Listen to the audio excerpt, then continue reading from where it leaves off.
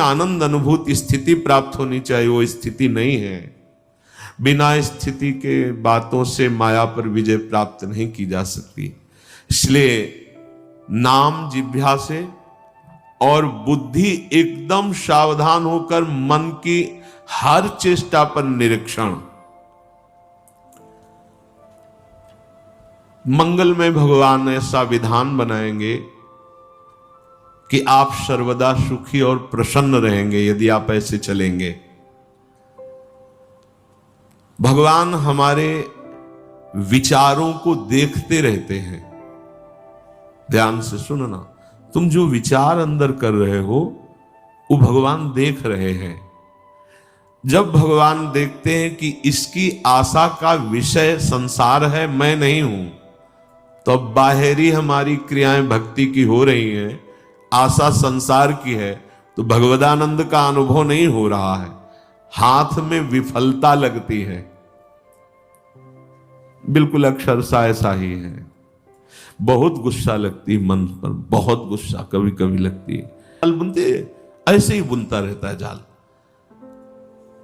और ये खुद जलता है, खुद परेशान होता है, खुद बंधन युक्त होता है। पर यही बड़ा विचित्र खेल इस मन का, बड़ा विचित्र। महीना 2 महीना हो तो लड़ ले, पूरे जीवन लड़ना, तभी परम पद प्राप्त होता है। पूरे जीवन जरा सी चूक होती फंसा देता है, निराश कर देता है, उदास कर देता है। भगवान तुम्हारे अंदर के विचार को देखते हैं। तुम्हारे विचार में यदि आंतरिक संसार के सुखों की आशा है तो वो आपके अंदर हैं, अनुभव में नहीं आएंगे। देख लो, जो लोग कहते हैं ना कि इतने वर्ष हो गए हमें नाम जप करते, उसका भाव समझो। अंदर के विचार भगवान तुम्हारे देखते रहते हैं। तुम्हारी आशा यदि संसार के भोग हैं तो सामने नहीं आएंगे, यही हृदय में बैठे हैं। उत्तम भाव प्राप्त करने के लिए तुम्हें अपने मन से संसार के विचार हटाने होंगे। ये जो भगवत चर्चा है, भगवान की लीला कथा है, इसमें इतनी सामर्थ्य कि आपके विचारों का परिवर्तन हो जाएगा। श्रृण्वताम स्वकथा कृष्ण पुण्य श्रवण कीर्तन हृदयंतस्थो हरभद्राणि विधुनोति सुहृत्सताम। भगवान श्री हरि श्री कृष्ण का जब यश सुना जाता है, नाम महिमा, गुण महिमा, लीला कथा, पुण्य श्रवण कीर्तन शताम साधु नाम सुहृत हितकारी भगवान श्री कृष्ण स्वकथा स्वकीय गुणानाम कथा श्रृण्वताम श्रवण परायणानाम अंतस्थ हृदय स्थिता। भगवान श्रवणेन्द्री के द्वारा जाकर उसके हृदय में स्थित हो जाते हैं। भगवान की कथा पुण्य श्रवण कीर्तन परम पुण्य प्रदान करने वाली है। जब हम कानों से भगवान की कथा सुनते हैं, नाम महिमा सुनते हैं, तो भगवान कानों से हमारे हृदय में जाकर प्रकाशित हो जाते हैं।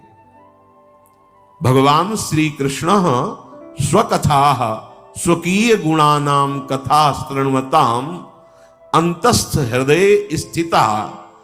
जहां वो हृदय में गए तो सन हृदय स्थितानि अभद्राणि दुर्व्यसन रूपाणि अशुभानि विधनोति विनाशयति दूरी करोति। भगवान श्री कृष्ण कथा सुनने वालों के हृदय में श्रवणेन्द्री के द्वारा जाते हैं और सब व्यसन, सब दुर्वासना, सब पाप कर्म जो हुए उनका नाश कर देते हैं। हृदय स्थितानि अभद्राणि दुर्व्यसन रूपाणि अशुभानि विधनोति विनाशयति।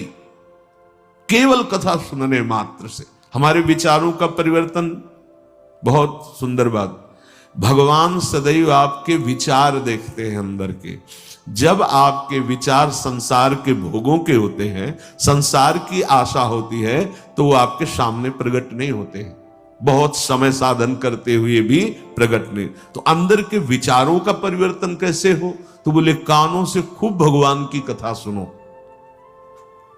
प्रभु के नाम महिमा, रूप महिमा, लीला, धाम, गुण ये सुनोगे तो श्रवणेंद्री से भगवान हृदय में जाएंगे और भगवान हृदय में जाकर सारे व्यसन, अशुभ, पाप इन सब को नष्ट कर देते हैं। जो अभद्राणी हैं, दुर्व्यसन रूपाणी हैं, अशुभानी हैं, वो विधनोति विनाशयति, हृदय को निर्मल कर देते, अर्थात हृदय के विचार अब भगवत स्वरूप होने लगते हैं।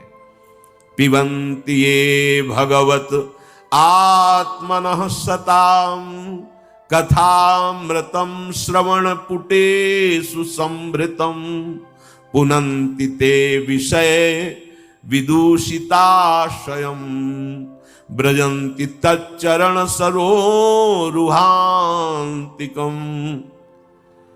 ये जना सताम भक्तानां मुखात्, जो जन सदैव भक्तों के मुख से भगवता श्री कृष्ण कथामृतम कथा सुधम श्रवण पुटेशु, जो जन भगवान के प्रेमी भक्तों के मुख से भगवान की महिमा चर्चा सुनते रहते हैं, तो ते विषय दूषित आशयम, विषय ही विशेषेण दूषितम मलिनीकृतम, अर्थात जो मन हमारा सदैव विषय चिंतन करते हुए मलिन हो गया था, जहां हम भगवान के प्रेमी भक्तों के मुख से चर्चा सुनी तो भगवान उसके हृदय की वासनाएं नष्ट कर देते हैं। कथा का बहुत बड़ा प्रभाव है।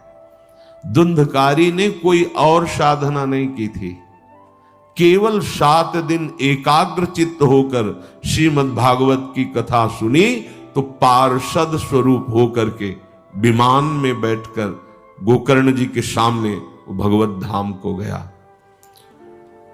रत्नावती जी ने और कोई साधना नहीं की थी, केवल भगवत चर्चा सुनी। प्रभाव से उनको नाभाजी महाराज ने भक्त भूप कहा है।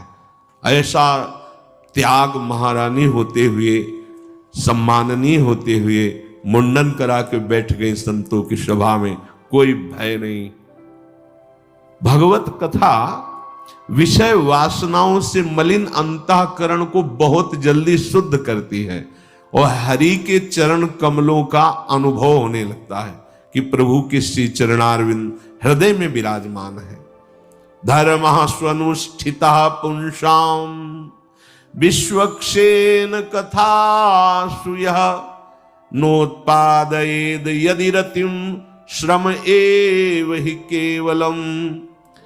यदि आप बहुत से सब साधन करते हैं और भगवान की कथा सुनने में, सत्संग सुनने में आपकी रुचि नहीं है, तो यहां कह रहे हैं कि मानो आपको जितने भी साधन धर्मानुष्ठान किया उसका कोई फल नहीं मिला, आप बड़े अच्छी साधना कर रहे। ये तो अनुभव की भी बात है। एकांत में साधन करते हुए साधक में बहुत से ऐसे दोष होते हैं जिनको नहीं त्याग कर पाता, वो सत्संग से ही दूर होते हैं। जब सत्संग में हम बैठते हैं तो सत्संग मानो दर्पण की तरह हमें दिखाता है कि हमारे अंदर कौन कौन से दोष हैं, और फिर त्याग करने की युक्तियां भी सत्संग से ही प्राप्त होती है। इसीलिए सिद्ध महापुरुष भी, जिनकी जड़ चेतन ग्रंथि का भेदन हो गया है, आत्मा राम है, वो भी भगवत चर्चा करते और सुनते रहते हैं। भली भांति साधना का अनुष्ठान, धर्म का अनुष्ठान किया, पर आपको भगवत चर्चा सत्संग सुनने में रुचि नहीं, तो बोले आपके जो साधन आदि के फल हैं वो केवल श्रम ही श्रम है, आपको कोई लाभ नहीं मिला। स्वधर्म का फल है, साधना का फल है कि भगवत चर्चा में आपकी प्रीति हो जाए। बावरसो रस में फिरे खोजत नेह की बात, कोई प्रभु की चर्चा सुना दे, कोई सत्संग सुना दे। बड़ा अहोभाग्य होता है जब सत्संग में रति, भगवत चर्चा में रति हो, अन्यथा साधना बड़ी नीरसता है। ये इसलिए कहते हैं कि इसी मार्ग में चले हैं। वर्षों चलते चलते मन नीरस हो जाता है। सत्संग में एक नया उत्साह, भगवत चर्चा में एक नई जीवनी शक्ति मिलती है, भगवान की तरफ चलने का नया उत्साह मिलता है। नहीं तो आगे चलकर फिर साधक राग द्वेष में फंस जाता है, निंदा स्तुति करने लगता है, अपने में श्रेष्ठ भाव, दूसरे में हे भाव, और वो सत मार्ग से गिर जाता है। सत्संग ही एक है जो हमारे दोषों का दर्शन कराकर ऐसी युक्तियां जिससे दोष त्याग हो और भगवत चरणारविंद में प्रीति हो। नात्यंतिकम विगणयन्त्यपि ते प्रसादम किम त्वन्यदर्पित भयम भुव उन्नयैस्ते येंग त्वदंग शरणा भवतः कथाया कीर्तन्ते तीर्थ यशसः कुशला रसज्ञा।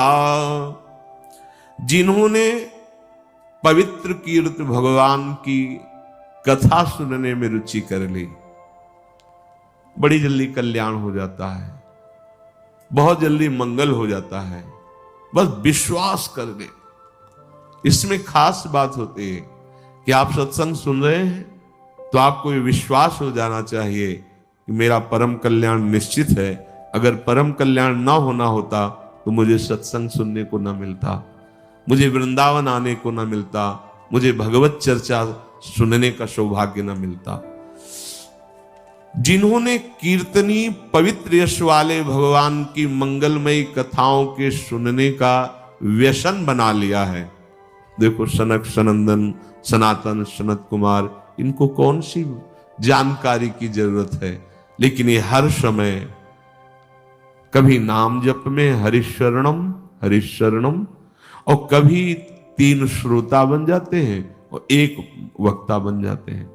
कैलाश पर्वत पर 60,000 योजन का वट वृक्ष है। 1 योजन का मतलब 4 कोश होता है। 60,000 योजन, 6 ऋतुएं उस वृक्ष के नीचे हैं, अलग अलग डालों के नीचे अलग अलग ऋतु का प्रभाव। और देवाधिदेव महादेव कथा कह रहे हैं, भगवती अम्बा बैठकर सुन रही। बोलो इनको क्या जरूरत है।